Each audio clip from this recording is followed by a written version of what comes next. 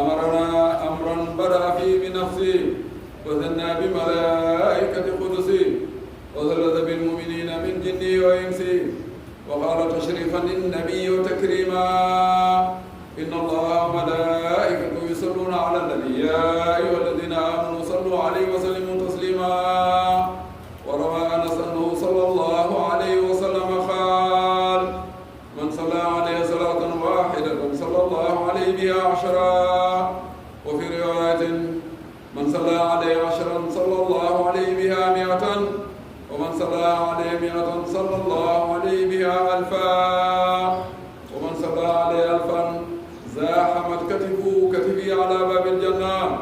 وعليكم بالاكثار من الصلاة عليه شكرا تجدوا ذلك عند الله وخيرا وأعظم أجرا.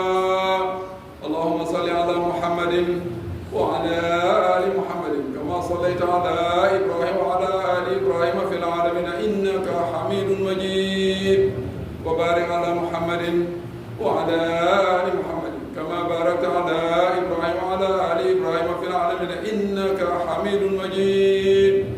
اللهم صل على سيدنا محمد عبدك ورسولك النبي الأمي. اللهم صل على سيدنا محمد الفاتح لما أغلق والخاتم لما سبق الناصر الحق بالحق والهادي إلى صراطك المستقيم وعلى آله حق قدره ومقداره العظيم.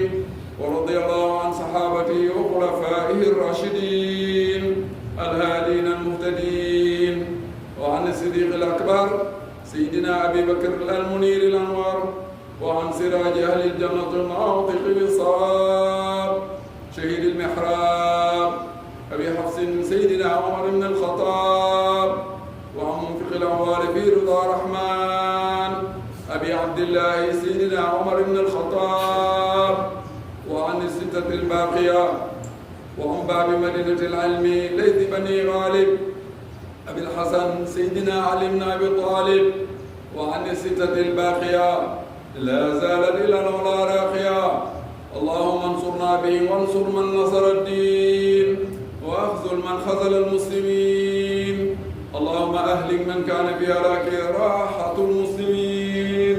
اللهم أهلك من كان في هلاك راحة المسلمين ودمر أعداء الدين واجعل أموالهم وزراريهم غنيمة للمسلمين واكتب بالسلامة والعافية لجميع المسلمين ونجنا من كل بلاء ورما وغلاء وطاعون وزنا ووباء طهر من جميع ذلك